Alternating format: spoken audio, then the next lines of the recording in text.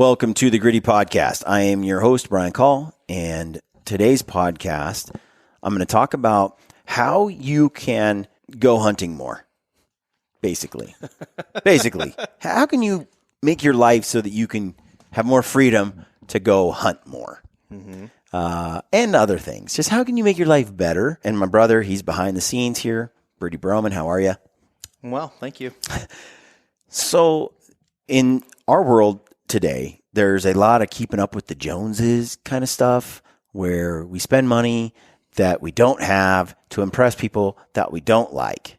And it really hampers our happiness. And I learned a long time ago that I was quite happy poor.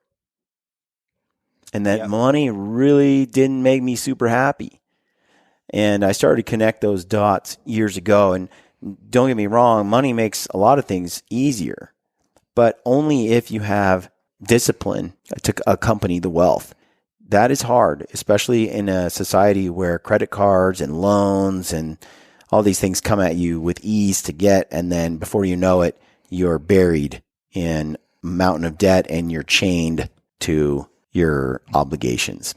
So today's podcast, I'm going to tell you my journey in getting myself to a point where I had a lot more freedom and a lot more control over my life. So typical kid, I was going through college. I took out student loans and I bought car stereos, went snowboarding, bought new snowboarding gear, paid for school too, but took out more money than I needed. I had some credit card debt and it was like, oh, I get $5,000? I'm only going to use 100 and then 200. And, you're a kid, man.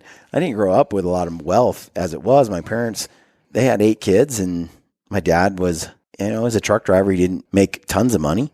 Mom was a stay-at-home mom. Yeah. This time didn't work. So we had we had enough for our needs, but you give me $5,000 in a credit card, it was gone. Yep. Overnight. And then I get another one. I spend a lot. And so, typical things that young people do. And then once you're in it, they're charging you 22% interest rates on this stuff. And inescapable rates. And now you've got $30,000 in debt and you're spending $400 or $500 a month on this debt or more. You have a car loan. Let's say you bought a car, which a lot of young people like to do. And before you know it, you're buried in debt. You're not even like 25 yet.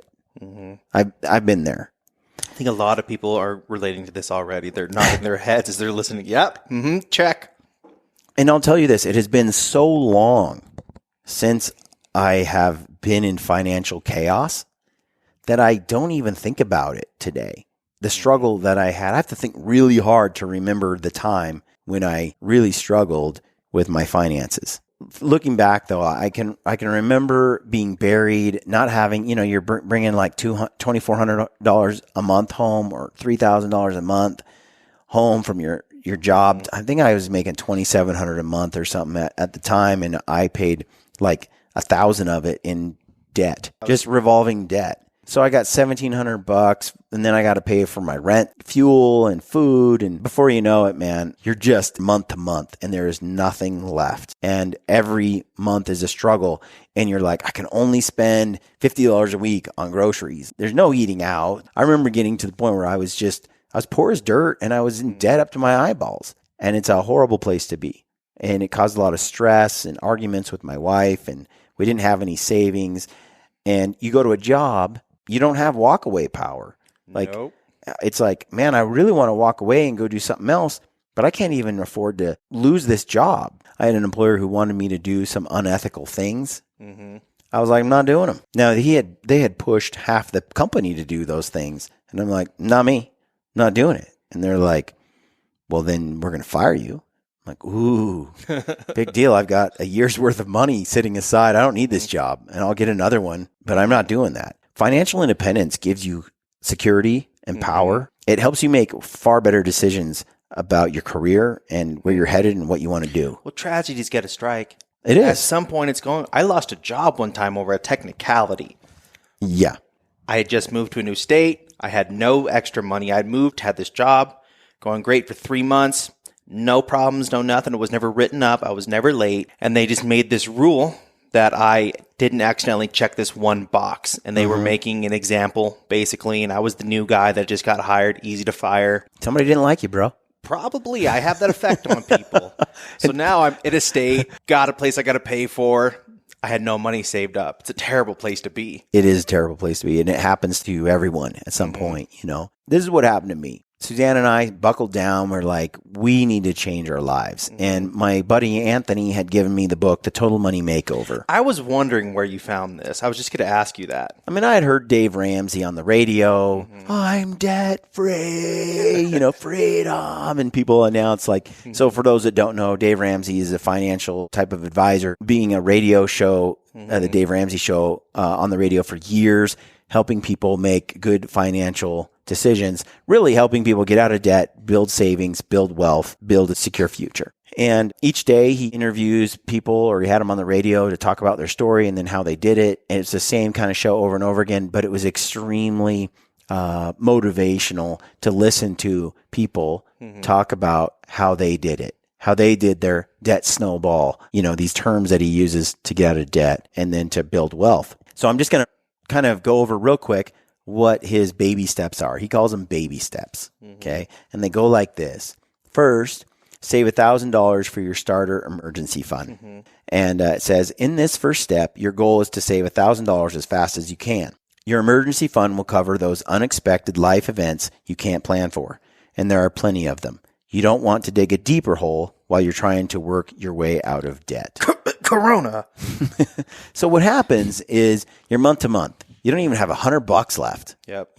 And inevitably things keep smacking you. It's like, oh, we got to spend $300 for this dental thing that we didn't see coming, or a medical visit for your dog. It's like, I can't let her die. I got to take the dog in, and the vet expense is crushing you. And so you don't even have $300. You don't have a pot to piss in. And so what happens is you borrow, you use another credit card, or you use a line of credit on your bank account, and then it just makes it worse and worse. So the baby step number one was, okay, just get $1,000. It might take you a month. It might take you 5 months. Like one way or another, save $1,000 on the side. Stop paying off your debt. Pay the minimum payment on all your debts.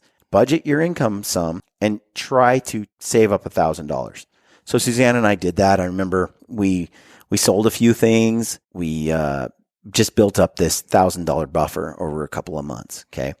Then when things happened, like the dog needing to go to the vet, we pulled it from our $1,000 emergency fund instead of borrowing on a credit card. That was huge. That felt really good too, to be able to pull $1,000, have $1,000 aside and be able to pull a little bit of money to just pay off an expense. That buffer, that breathing room. Yeah. It was like, okay, this isn't an emergency. You have a belt and you got it tightened down all the way on that last hole. It's tight. It hurts. Yeah. Being able to take one notch down at a time feels so good. Yeah. So here we are, saving that $1,000. So we did that. How long did that take you? We sold stuff.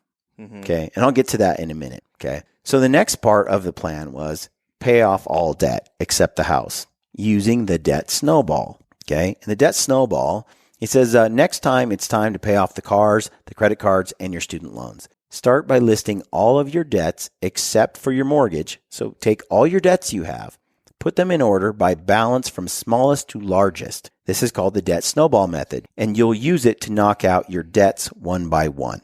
So I did that. I'm like, okay, student loans, car, truck. At the time I was driving, and I had no business owning this. I had a brand new Dodge Ram Cummins diesel, sweet, state-of-the-art truck, right? Yeah. Like the truck. Why I bought it, to this day, I look back on it going, man, I was a dumb kid. But I did. I bought this truck. I owned a construction company. I was like, I need a truck. I didn't need a truck with a nearly $800 a month payment, $700. And so I got that. And then you stack up all my other debts, right? And quickly, it was something like $100,000 in debt. And I'm looking at it going, okay. And then you debt snowball it. You're like, okay, if I start with the smallest debt and I pay that one off first, then once it's gone, I take the money I was paying on that and I add it to my income and I apply that. And one by one, the money you're using to pay off your debt gets bigger and bigger and bigger as you wipe each debt off the list. Okay. Now, he makes a point to say, most people approach the debt snowball and they say, well, that's dumb. Why don't you just take the highest interest thing and pay that off first? Because mathematically, that's the smart way to do it. And he has this quote where he's like, honey, if we were good at math, you wouldn't be in this problem in the first place. Yeah. A credit card with 20% interest rate? Come on, man. It's not about the math. It's about the psychology and the behavior. And so I looked at that and I'm like, all right, I'll just do it his way. I want to think I know better. I'm different. What I'm going to do is I'm going to take this credit card, which has a $5,000 balance at a 20% interest rate, and I'm going to pay that off first instead of paying the $200 debt I have at Amazon Credit. You know, that one has almost a 1% interest rate or something. Well, as I was proceeding to go down that path and Anthony's like, hey, idiot, follow the plan. I was like, I reluctantly decided to follow the plan. And the reason Rams mentions doing it that way is because it has a psychological impact on you. You have to understand human behavior. This isn't about math. This is about human behavior. And so what I learned was when I took my money and I applied it to the $200 debt, I was able to pay that off in 1 month and it was gone. If I started with the $10,000 debt with the high interest, I would be working on that. I wouldn't feel or see the progress in the same way. The reality is every debt you have, everything that you own owns a little bit of you. And when I paid off that $200 debt, closed the Amazon account and it was gone, there was a sort of a feeling of relief. Even though the payment was only $5 or $10 a month or something, it was like, it's gone though.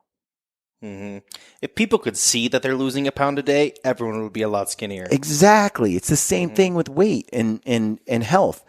So the next thing was, okay, let's keep watching the progress. Let's do the next thing. And it's like $500 is the total debt on that. And it's like $15 a month. And so after a couple of months, we paid that one off. And now I don't owe $500.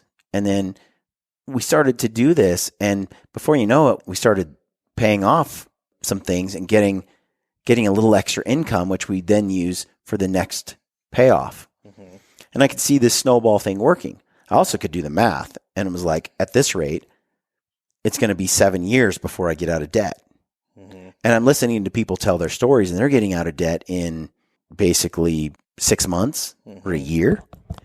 So Ramsey says, you know, if you really want to get out of debt, you know, get rid of debt in every way possible. Okay. So I have a truck that has a massive payment on it. And he's like, you don't get rid of your cars. Anything that you have that you've borrowed on that you can get rid of those things. Sell them. I'm like, man, if I sell this truck now, there's going to be a huge loss. I'm going to lose. Driving it off the lot, it depreciated. But I did. I decided to sell it. I think I ended up being upside down on it by like $7,000. Okay. But I could dump this $8,000 expense and be left with like $7,000 or $6,000. I can't remember. But the point was, it was a sacrifice. And Ramsey says that. He's like, look, sell everything you own to get out of, do everything you can to get out of debt. Just whatever it takes. He's like, we're calling this an amputation of stuff. You got stuff everywhere in your house. You got stuff in your garage. You got stuff you own you don't really need. He's like, amputate it. He's like, what do I say? Amputate it? Because that's what it feels like when you get rid of stuff that you worked really hard to buy or that you've sacrificed or you just wanted. It's like getting your arm amputated. You feel some loss. You feel like, man, I wish that my arm wasn't gone. He's like, it's a sacrifice. And there is going to be a feeling of loss, but you're trading that in for freedom and it's worth it. So I sold my truck, which left me with a $7,000 debt, which took some finagling. I had to have another loan. I actually had to build up enough money so I could pay the truck down to what I could sell it for. That took a while. And then that's what I did. I sold the truck and mom and dad helped out. So it was going to take me forever to get $7,000. So I paid it down like $3,000 and then they gave me $4,000 that I borrowed from them. Then I was able to get out from under the truck. And immediately when the truck was gone, I had like $700 a month. Yeah, I was going to say, that's huge. Add that to the 300 or so I had. Now I had $1,000 a month thing to start paying on like $40,000 worth of debt. So that's 40 months. If I use that minus what I get extra each time I pay off a credit card or something else, Every time you chip away at that debt. But you can put it into a spreadsheet and you or a schedule, an amortization schedule, and you can see, okay, this is when I'm going to finally be out of debt. So I started putting in like, okay, well, what if I sell these things? Guns, optics. If I sold my guns, I'd be completely out of debt. Optics. I remember having spent some money on some real expensive European optics, spotters and binos, and I was like, all right, man, that would help a lot. And so that's what I did. I started selling everything I owned, and I was poverty. I went and shopped for new cars, and what we did was we decided to only have one car for a while, which was really a nightmare. I don't think I could do it. After you've had two cars, it's tough. And we had to, basically what I did is I rode my bike to work every day. Oh, I remember that. I rode my bike to work every day for like 3 years. Rain or shine. And it was like, to get to downtown Portland from Oregon City, it was an hour ride from my house to the office. There's this secret bike trail that no one knows about that goes right along the freeway. Unless you ride bikes. Yeah. It was, well, even when I did this, they didn't have the bike paths that they have now. Oh, geez. Like, they had really nice stuff. I was like weaving in and out of traffic down McLaughlin Boulevard, trying not to get hit by some dude who had spent all night in one of the strip clubs. It was ghetto, man. And now that it's a lot more accommodating to a cyclist, but they're much more bike friendly. And what I did is I bought a car for $700. The Neon? The Dodge Neon. The Dodge Neon. And that thing was just a hoopty. Gross. And it was white. And those Dodge Neons, for some reason, it was brown, remember? Well, they have this thing where it was faulty paint. Within a few years, every Dodge Neon on the planet had lost its paint job and turned to rust. So I bought this ugly Neon for $700 from a guy I knew. And I mean, it drove. It burned oil, but it drove. I remember you having to pop it open and dump oil into it. All the time. But it was paid for. So I drove that Neon, which, by the way, got me pulled over in front of the office downtown once because it had expired tags, like 3 days old expired tags. Barely expired. And I happened to have a shotgun in the back seat. Which ended up getting you handcuffed. And it was ridiculous. This cop was out of control. He was a woke Portland cop, if you've ever seen one, who treated me, because of the car I was in, like garbage. But I step out in nice suit kind of clothes because I'm a consultant and I got to dress the part, but my car didn't match. Before I was in the Dodge Cummins vehicle. Now I'm in the hoopty garbage, and man, the way I was treated like a crackhead. Or when they saw me come out of the car dressed like I was, he was convinced that I was some deadbeat who was going to sneak in and shoot someone at a bank. He's just like, anyway, that's a side story. So I pay off the debt. So I buy the Dodge Neon. I drive that. And slowly I paid off that debt. And I think it took us about 2 years to get all of our debt paid off. It was a long process, but man, it felt good. It felt good. We didn't spend a dime on anything extra. We sacrificed beans and rice and beans. And then we were out of debt. And then the next step in the process was save 3 to 6 months of expenses in a fully funded emergency fund. It says, you've paid off your debt. Don't slow down now. Take the money you were throwing at your debt and build a fully funded emergency fund that covers 3 to 6 months of your expenses. This will protect you against life's bigger surprises, like the loss of a job or your car breaking down, without slipping back into debt. Or a Chinese virus sweeping the Chinese world. virus. Exactly. Like you got to know right now during this coronavirus. Practicing social distancing. You can't tell, but Brian and I are almost 20 feet apart right now. But what happens is, right now, if you've got 6 months worth of expenses saved up for this time, you're like, well, We've got get a some food. 3-month vacation right now. I mean, I don't want to take it, but it's cool. And you're not going into debt. You don't have the fears that people and the struggles that people do that do the month-to-month thing. The government right now is trying to find a way to stimulate the economy because a bunch of people are not going to be able to go to work. Right. And for me, having disciplined my finances years ago and having money set aside for rainy day, man, it just gives me so much freedom. And I would never have been able to do the Gritty Bowman, the Gritty podcast if I had no debt and had not saved up all that money. Or here's the deal. You're jumping into a business venture with this whole branding thing. When I did it, I took a major pay cut, right? So we had to live on less, but we were able to live on less because we didn't have any debt. Not only that, but you had money saved up in case things didn't go well. And at times, I didn't have any money, and we just fell back on our savings. And then at times, money would come, and then we'd build it back up. So right now, with the coronavirus, we're able to just use our savings during this time where you don't make as much money. And then what happens is you've depleted your emergency fund. But now that the emergency's over and things are back to where they were, you take your income and you divert it back into the fund and you build it back up. And it might take 3 or 4 months to put it back together, but you do that or longer. I was talking to my wife, Daisy, about this because we do not have really a whole lot. We have a couple $100 set aside. We're really working hard on that first step, the $1,000 emergency fund. And she labeled it the Kung Flu emergency fund or something. I can't remember what she put down on the jar. I've been hearing that a lot lately. The Kung Flu, the China virus, the Wu flu. China. Yeah. And so that's the next step. You get yourself a savings. And during that time, you don't borrow more money. So if you want to buy a car or a new bow or whatever, the idea is that you save up the money to make the purchase. You don't borrow to make the purchase. I don't need a boat to get to work right now, thankfully. So I'll just stick to driving cars. But my biggest expense, hands down right now, is my Jeep. Yeah. I bought my Jeep. I paid off half of it right up front. And that I got my monthly down to about $300 a month. Yeah. Pretty manageable for the most part. But you know how nice it'd be? I'm really close. By the end of this year, it'll be paid off.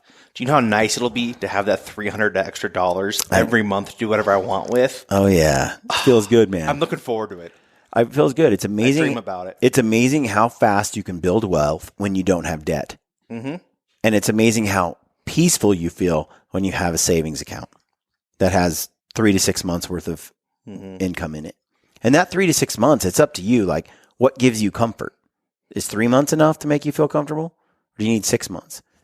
But if it takes you, let's say you need $3,000 a month to pay all your bills, you need to have $9,000 to $18,000 set aside. Let's say you need $5,000 a month to pay your bills. Okay, you need $15,000 to $30,000, right? So depending on how you live and what your obligations are, determines how much you need to save, and then your risk threshold determines whether it's 3 months worth of savings or 4 months worth of savings. He makes a point to say that generally it's the woman in the family who needs to feel comfort and safe and wants the bigger fund, while the guy's like, 1 month is good, dude. We'll make it. We'll pull it off. Let's go buy a new rifle, So it's about working it out together if you're married. The more advanced steps, which I feel like a lot of Americans don't get to at all, is this: invest 15% of your household income into retirement. He's like, it's time to get serious about retirement, no matter what your age is. Take 15% of your gross household income and start investing it in your retirement. Start with your company's 401k and receive a full employer match. Invest the rest into Roth IRAs, one for you, one for your spouse if you're married, right? And you do that. That right there is, think about it. 15% isn't a ton, but here's what I found is I've done that. And after, I don't know, man, Caitlin is like 16 now. My oldest daughter, my oldest child. She's 16. We started doing this right about the time she was born. I have 16 years worth of investing 15% of my money into 401ks and others investments. And I look back at it, and I have no intention of touching it anytime soon, but I have a lot of money. And if your income, they say, doubles 5 to 7 years on average, in 20 more years, I'm going to be really wealthy. That's with me just putting aside that little bit of money. And it's not hard to do when I have no debt. Yeah. It's not that hard to do. And the sooner you start doing that, the sooner you step back and go, it's been 20 years and now I've got wealth. Man, we live in a society where people want to say they're a victim or they want the government to save them. No one can save you but you. You need to take some extreme ownership of your life and make it how you want it to be. And this whole podcast is to say, I don't care about money. And I don't care about security as much as I care about freedom. Like I have I want freedom. I want to be able to do what I want to do when I want to do it on my terms. I worked for companies for years. I paid some dues, but I'm just not built to be told what to do by someone else. Yep. It's really hard for me to go back to an employer-employee relationship. I'm not knocking that. That works out great for some people. But I would rather be poor and be able to do whatever I want in terms of freedom. Is that even poor, Brian, really? The ability to go do what you want? That's what the rich do. Well, which is ironic because that brings me to the next point. I like to watch those van builds, even though I don't have a van. Sam Solholt and his school bus, a driving shelter. I'd like to watch a 40 Kano van that I've had forever because, and it is a creeper stalker van that I had to stop driving because I got pulled over 30 times over 3 months. It was going to cost me money. I kept driving it, but I have intentions of just outfitting it and making it this cool van someday. I love watching those or these guys that build like some sort of travel, and I follow their adventures, and I watch YouTube videos of living in my retroed out van. Yeah, the couple that goes all the way to Argentina, and drives back, or Colombia or something. Life. No way, dude. My wife. There's so many sketchy stories. That's why I follow it on YouTube. I'm like, ooh, my wife. You did that? Like you are dumb. My wife lived in Paraguay for 2 years, and she wants to go back so badly. But then she tells me these stories, and I'm like, you were narrowly kidnapped. You were narrowly knifed. You almost got your leg amputated because you got bit by some weird bug. Absolutely. And I'm like, and you had diarrhea every other month for 2 years. Yeah. Why are we going back? Adventure, Brent. Adventure. You feel like you're alive when you almost get killed. Or kidnapped. But that's what I'm saying. I love watching those things, and I look at the minimalist lifestyle that they lead. Suzanne and I, during this time, by the way, as we're getting out of debt, we lived in a treehouse.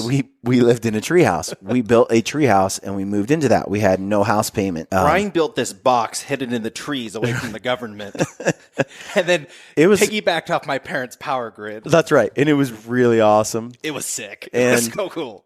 And I lived in there like 10 years. Okay, and this allowed me to think about if you don't have a mortgage payment. Okay, but you enjoy where you live. It's like the van life. Yeah. It's like if Soul lives in the school bus, all you got to do is find a place to park it. If an average mortgage is, I don't know, $1,200 a month to $2,000 a month or something in that range, that's a minimum of $1,200, $1,400. Plus, you don't have some of the other expenses. You're saving over, I don't know, $1,500, $2,000 a month. What if you put that into your savings for a year or two, straight into your 401k or your an investment. So I don't know. I felt like I don't need a lot to be happy, and that's me.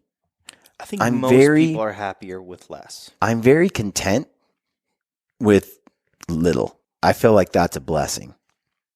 If you can find a way to become content with less, your life is full of more freedom. And so I often think about, do I want this, and this, or do I want freedom? And I'm just wired to crave the freedom. So I'm okay with not having the biggest house in town. In fact, I'm okay with a very, very, very modest home. I'm okay with a modest vehicle. I'm okay with just modest living. And I like to take what excess I have and stash it away and store it and build wealth. So I think a lot of people want to impress their neighbors or their friends. And I got to tell you, like, my daughter Abigail, she loves nice things. She's a material girl, and she's our middle child. And when we go to one of my siblings' houses that's really nice, or whenever we go to, let's say, a friend of hers or whatever, and they're obviously like, they make fistfuls of money more than we do. You can see her walk in and be like, oh man, I wish we had this kind of money, wish we had this kind of stuff. I can remember being young and kind of feeling similar feelings. And I walk in and I can see it on her face, but I don't feel that way at all. I don't care. I look at the richness of my life is, I go to New Zealand and tramp around the country for 3 weeks. How can the house compare to it? Like, experiences have so much more value to me than the abode I live in. You need enough for your needs, but I feel like too many human beings trade, especially in the United States and in the culture that we're in, they trade so much of life for a job and possessions. It's very unfulfilling. I think there's a lot of people who are not fulfilled or not happy. So when someone says to me, man, it must be nice. Must be nice to hunt all the time.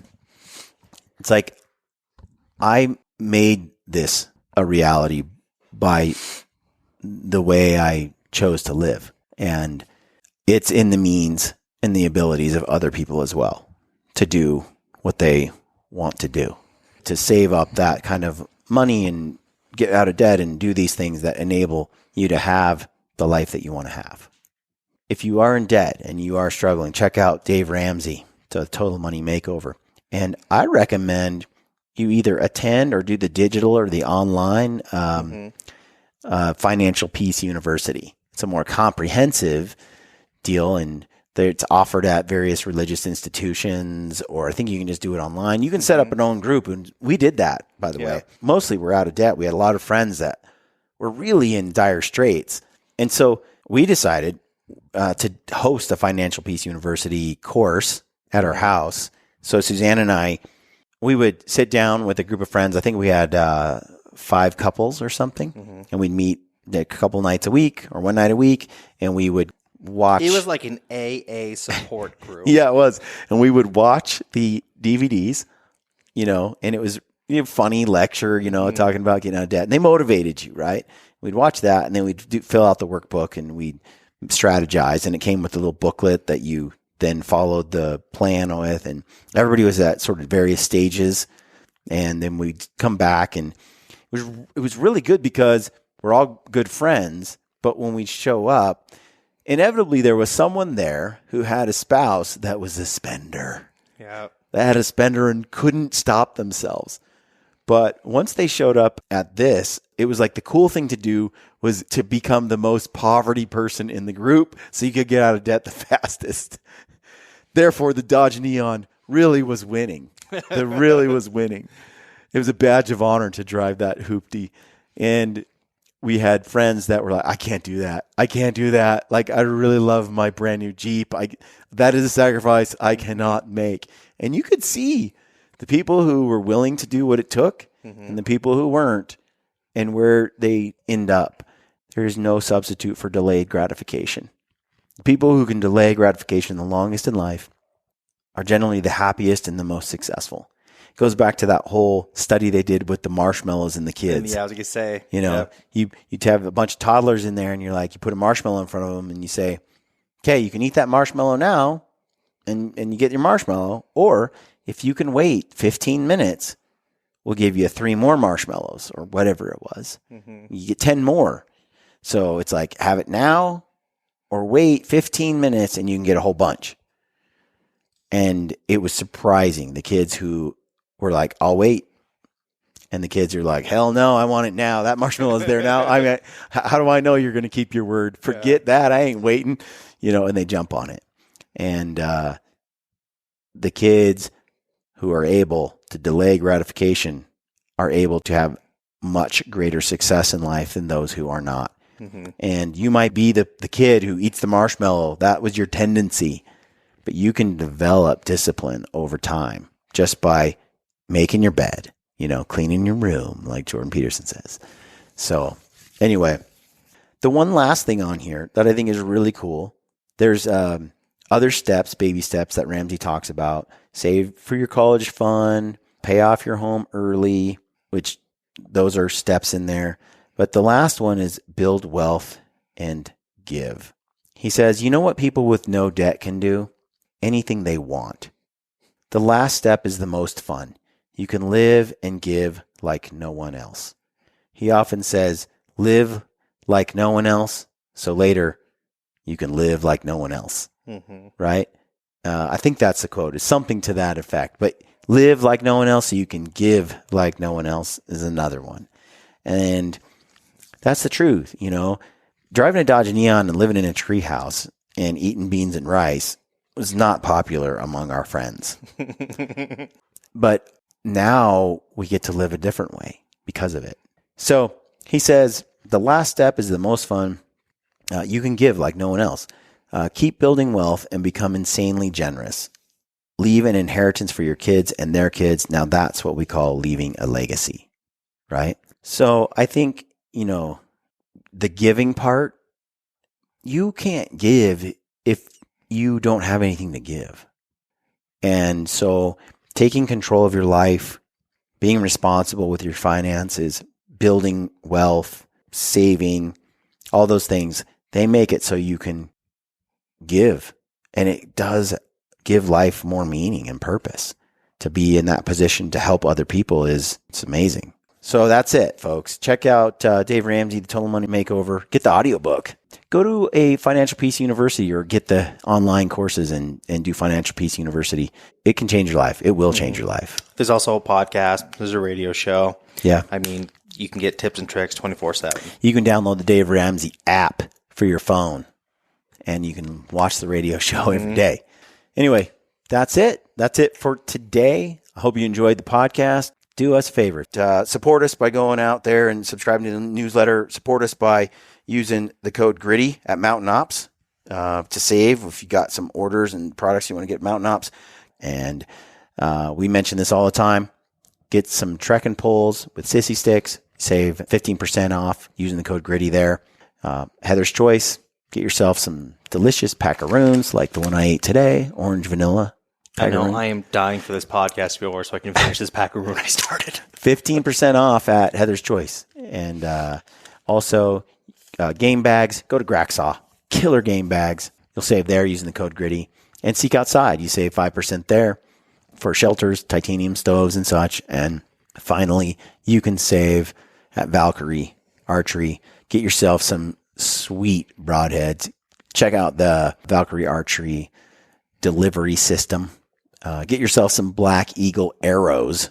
Couple those with some Valkyrie broadheads. And you have a setup like mine. It's incredible. I love the thing. So check that out. Valkyrie Archery.